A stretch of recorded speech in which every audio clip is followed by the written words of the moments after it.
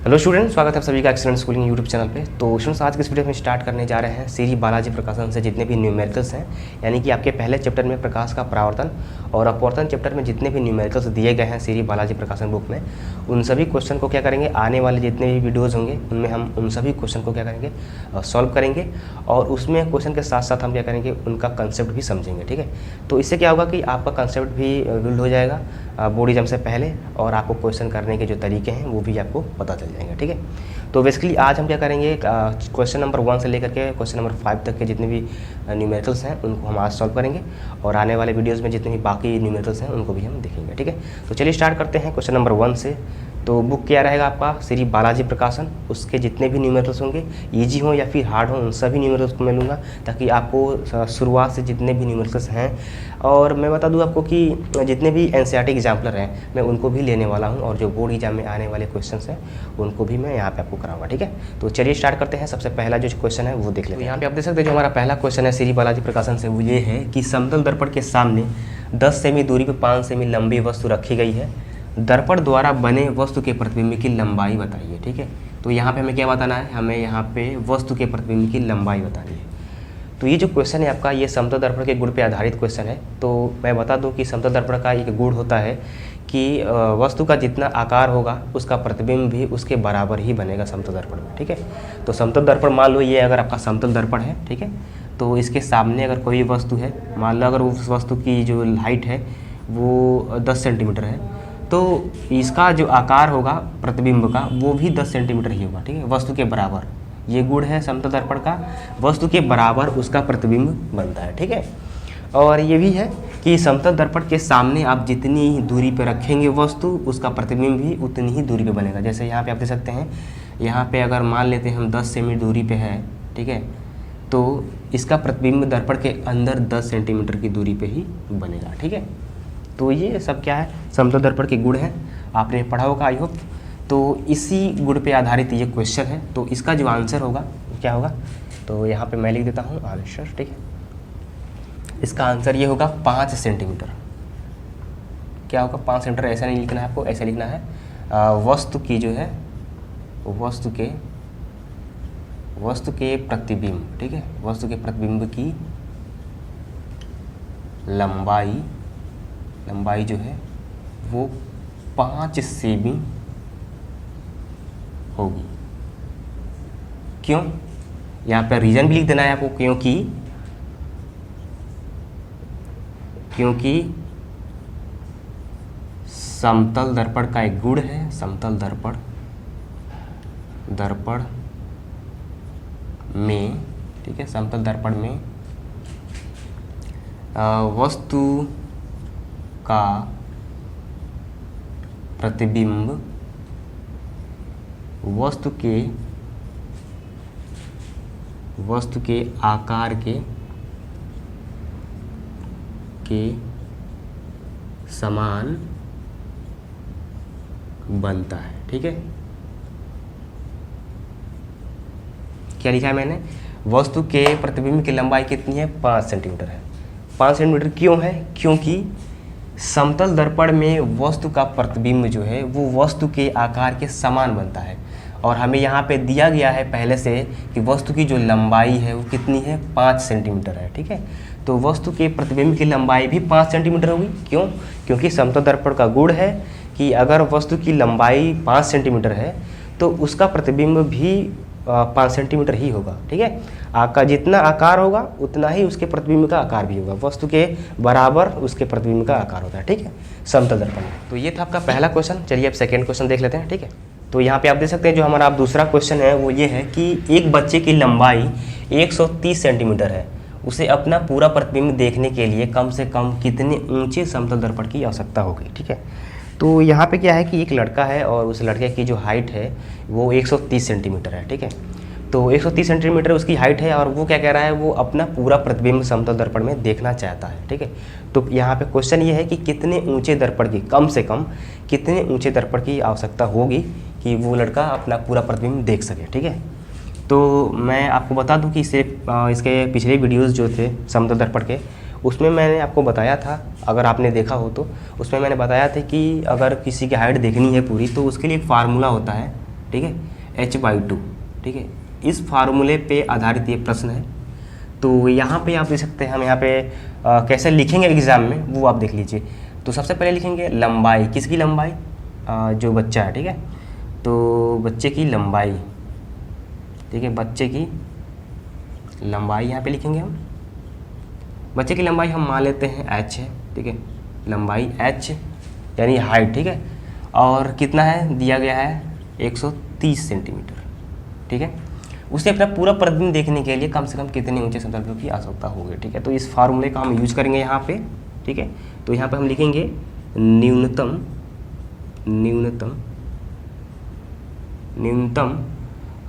आवश्यक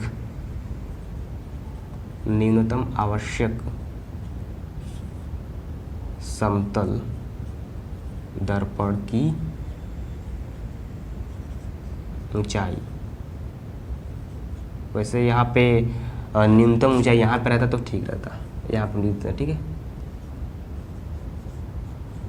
तो आवश्यक समतल दर्पण की न्यूनतम ऊंचाई कितनी होगी, h/2। तो इस फार्मूले में हम इसकी वैल्यू रखेंगे, ठीक है। तो h की वैल्यू जो है वो 130 सेंटीमीटर है, ठीक है। यहाँ पे ये जो h है आपका वो इस बच्चे की लंबाई है, यहाँ पे दे रखी है। यहाँ पे आप देख सकते हैं बच्चे की लंबाई हमने क्या माना है 130 सेंटीमीटर, ठीक है, वैसे दिया भी है। तो यहाँ पे h की जगह पे हम 130 सेंटीमीटर रखेंगे और यहाँ पे हम 2 से क्या करेंगे डिवाइड कर देंगे। और जब इसको आप डिवाइड करोगे तो इसका आंसर जो है वो 65 आएगा, ठीक है, सेंटीमीटर। तो ये क्या है, न्यूनतम ऊंचाई है दर्पण की, ठीक है, आवश्यक समतल दर्पण की ऊंचाई है जिसमें ये जो लड़का है वो अपना पूरा प्रतिबिंब देख सकता है। तो उसकी हाइट कितनी है, न्यूनतम दर्पण की ऊंचाई कितनी है 65 सेंटीमीटर यानी 65 सेंटीमीटर, ठीक है। और बच्चे की लंबाई कितनी थी 130 सेंटीमीटर। तो ये आपका दूसरा क्वेश्चन था, इसका आंसर कितना आया 65। तो अब चलिए तीसरे क्वेश्चन की तरफ चलते हैं आप। तो चलिए अब हमारा जो तीसरा क्वेश्चन है वो देख लेते हैं। तीसरा क्वेश्चन ये है कि एक व्यक्ति समतल दर्पण के सामने खड़ा है, यदि व्यक्ति का प्रतिबिंब 50 सेमी दूर बनता है तो व्यक्ति की समतल दर्पण से दूरी बताइए, ठीक है। तो यहाँ पे आप देख सकते हैं हम इस क्वेश्चन में क्या पूछा जा रहा है। ये एक आपका समतल दर्पण है, ठीक है, और इस समतल दर्पण के सामने जो है एक कोई लड़का खड़ा है, ठीक है, एक व्यक्ति खड़ा है, ये कोई व्यक्ति है, ठीक है।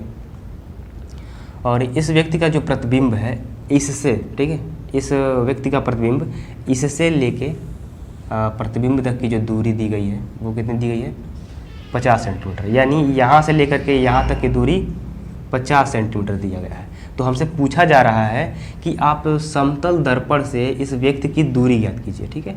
समतल दर्पण से इस व्यक्ति की दूरी, यहाँ से यहाँ तक की दूरी, ठीक है। हमें जो दिया गया है दूरी वो क्या है, वो इस व्यक्ति से प्रतिबिंब तक की दूरी है।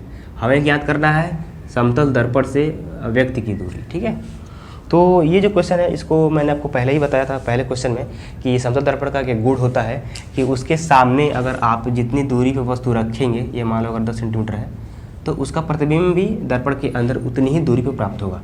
तो ये भी क्या होगा 10 सेंटीमीटर की दूरी प्राप्त होगा। कहने का मतलब ये है कि अगर ये 10 सेंटीमीटर पे आप रखेंगे तो इसका प्रतिबिंब भी 10 सेंटीमीटर पे प्राप्त होगा। और अगर हम बात करें कि इसके और इसके बीच की, तो हम क्या करेंगे उस केस में दोनों को ऐड कर देंगे, ठीक है। समतल दर्पण से व्यक्ति की दूरी और समतल दर्पण से प्रतिबिंब की दूरी दोनों तो सेम ही होगी, क्योंकि ये भी 10 सेंटीमीटर की दूरी पे है तो इसका प्रतिबिंब भी 10 सेंटीमीटर की दूरी पे ही बनेगा, ठीक है। तो जब आप इसको ऐड करोगे तो ये 20 सेंटीमीटर होगा। तो हमारा जो क्वेश्चन है उसमें ये दिया गया है कि दोनों के बीच में जो दूरियां हैं वो कितनी है 50 सेंटीमीटर है। तो हमें तो सिर्फ बताना ये है कि इतनी दूरी कितनी है, ठीक है, इसकी। तो इसको हम क्या करेंगे डिवाइड कर देंगे 2 से। जब आप इसको 2 से डिवाइड करोगे तो क्या होगा, आधा कर दोगे। ये दूरी और ये दूरी दोनों मिल के बनी थी 50 और इसको जब आप आधा करोगे तो इसका आंसर आ जाएगा 25 सेंटीमीटर, ठीक है। इसका आंसर कितना होगा 25 सेंटीमीटर। कैसे पता, क्योंकि आप लिख देना रीजन कि समतल दर्पण में जो है वो जितनी दूरी पर हम वस्तु रखते हैं उतनी ही दूरी पर हमें क्या प्राप्त होता है, उसका प्रतिबिंब प्राप्त होता है।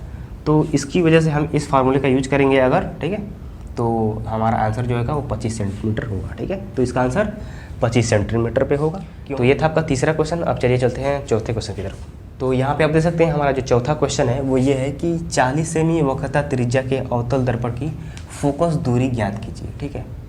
तो इस क्वेश्चन को सॉल्व करने के लिए आप सबको पता होगा कि फार्मूला होता है। पहले बात ये समझिए कि फार्मूला आप कैसे पता करेंगे, कौन सी फार्मूला यहाँ पे यूज होगा, ठीक है। तो इसके लिए आप देखिए ध्यान से, यहाँ पे वक्रता त्रिज्या और फोकस दूरी में संबंध बताए गए, ठीक है। तो फोकस दूरी और वक्रता त्रिज्या ज्ञात करने के लिए हमारे पास एक फार्मूला होता है जो अवतल दर्पण के लिए होता है। जैसे यहाँ पे आप देख सकते हैं F = क्या होता है, R/2, ठीक है। तो इस फार्मूले का यूज यहाँ पे हम करेंगे, ठीक है। कैसे पता था हमें कि इसी फार्मूले का यूज करेंगे हम, यहाँ पे आप साफ साफ देख सकते हैं, यहाँ पे वक्रता त्रिज्या और फोकस दूरी में संबंध स्थापित किया गया है, इसलिए यहाँ पे हम F = R/2 फार्मूले का यूज करेंगे। इससे क्या होगा, इससे हम यहाँ पे R की वैल्यू रख देंगे और हमें F मालूम चल जाएगा, ठीक है। तो यहाँ पे सबसे पहले तो लिख लीजिए कि R की जो वैल्यू है दिया गया है, ठीक है, दिया है R की वैल्यू कितनी है, 40 सेंटीमीटर, ठीक है। और हमें ज्ञात करना है F, तो F बराबर होता है R/2। तो यहाँ पे हम R की वैल्यू रख देंगे 40 सेंटीमीटर और उसके बाद इसको डिवाइड कर देंगे और इसका आंसर जो आ जाएगा वो 20 सेंटीमीटर आ जाएगा। अब ध्यान देने वाली बात ये है कि ये क्या है, अवतल दर्पण है और आपको पता होगा कि अवतल दर्पण का जो फोकस दूरी होता है वो क्या होता है, नेगेटिव होता है, नेगेटिव, ठीक है। तो यहाँ पे नेगेटिव मार्क्स यहाँ पे लगा देंगे, चिन्ह लगा देंगे, ठीक है। तो इसका आंसर जो होगा वो -20 सेंटीमीटर होगा। ये माइनस ये दर्शा रहा है कि आपका जो फोकस दूरी है वो क्या है, वो ध्रुव से कितना बाईं साइड की तरफ लिया गया है, ठीक है, उसकी दूरी। यानी ये आपका कोई गोली दर्पण है, ठीक है, अवतल दर्पण, यहाँ पे आपका ध्रुव है, तो इसके बाएं साइड की तरफ जो दूरियाँ होती हैं उसको हम क्या करते हैं, नेगेटिव में लेते हैं और इधर की जो दूरियाँ होती हैं उसको हम पॉजिटिव के साथ लेते हैं, ये नेगेटिव ये पॉजिटिव, ठीक है। तो यहाँ पे आप देख सकते हैं जो हमारा लास्ट 5वां क्वेश्चन है वो ये है कि एक उत्तल दर्पण की फोकस दूरी 15 सेंटीमीटर है, तो इसकी वक्रता त्रिज्या ज्ञात कीजिए। यहाँ पे फोकस दूरी 15 सेंटीमीटर दे दिया गया है। तो सबसे पहले तो लास्ट में आपको बता दूँ कि कैसे लिखा जाता है। यहाँ पे लिखना है आपको, दिया है, ठीक है, दिया है फोकस दूरी, फोकस दूरी, फोकस दूरी F कितना दिया गया है, 15 सेमी, ठीक है। तो ज्ञात क्या करना है, ज्ञात करना है, यहाँ पे लिख दीजिएगा ज्ञात करना है, फिर वैसे भी लिख दो, करना है इसकी वक्रता त्रिज्या ज्ञात कीजिए, ठीक है। तो यहाँ पे हम लिखेंगे वक्रता त्रिज्या, वक्रता त्रिज्या R बराबर, ठीक है, ये हमें पता करना है। तो R बराबर फार्मूला होता है, पहले तो आपको अभी मैंने बताया चौथे क्वेश्चन में F = क्या होता है, R/2। तो हमें ज्ञात करना है R, तो R को हम इधर लेकर आएंगे, तो R बराबर क्या हो जाएगा, 2F, ठीक है। तो इस फार्मूले का यूज यहाँ पे हम करेंगे। तो जब हम यहाँ पे इस फार्मूले का यूज करेंगे तो यहाँ पे क्या होगा, R बराबर क्या हो जाएगा, 2F, ठीक है। और 2 यहाँ पे रख देंगे हम। F की वैल्यू कितनी दी गई है, 15 सेंटीमीटर, तो यहाँ पे आपको लिखना है 15 सेंटीमीटर और जब इसको आप मल्टीप्लिकेशन करेंगे इसका तब आपको आ जाएगा आंसर 30 सेंटीमीटर, ठीक है। यहाँ पे माइनस नहीं होगा क्योंकि फोकस दूरी जो होता है अवतल दर्पण का वो पॉजिटिव होता है, ठीक है। उत्तल दर्पण का जो फोकस दूरी है वो पॉजिटिव होता है, तो इसको भी याद रखिएगा। तो ये था 5वां क्वेश्चन पूरा। आपको मैं बता दूं कि 1 से लेकर के हमने 5वें तक के क्वेश्चन को सभी इजी वे में यूज किया, सॉल्व किया। और आपको मैं बता दूं कि इसके नेक्स्ट वीडियो हम लोग 6 से लेकर के 10 तक के जितने भी क्वेश्चन हैं उनको हम देखेंगे, ठीक है। अगर अभी भी कोई भी डाउट हो अगर उस क्वेश्चन में, तो आप उसका स्क्रीनशॉट लेकर के टेलीग्राम ग्रुप जो है एक्सीलेंट स्कूलिंग का जो टेलीग्राम ग्रुप है उसमें आप भेज सकते हैं। क्या नाम है उसका, एक्सीलेंट स्कूलिंग, ठीक है। उसको सर्च करेंगे आप टेलीग्राम ग्रुप में तो मिल जाएगा, ठीक है। उसमें बस क्या करना है, आपको स्क्रीनशॉट भेज देना है क्वेश्चन का, और टाइम रहेगा तो मैं खुद उसका सलूशन लिख करके आपको सेंड कर दूंगा, या फिर जितने भी उसमें पहले से स्टूडेंट्स हैं शायद वो आपकी हेल्प करते हैं, ठीक है। वैसे नहीं करेगा हेल्प कोई तो मैं उसके लिए सेपरेट वीडियो भी बना दूंगा। तो चलिए मिलते हैं नेक्स्ट वीडियो में, उसमें हम देखेंगे नेक्स्ट क्वेश्चन, बालाजी प्रकाशन से जितने भी नेक्स्ट क्वेश्चन हैं उन सबको देखेंगे, ठीक है। तो चलिए मिलते हैं नेक्स्ट वीडियो में। Thank you so much, all the best.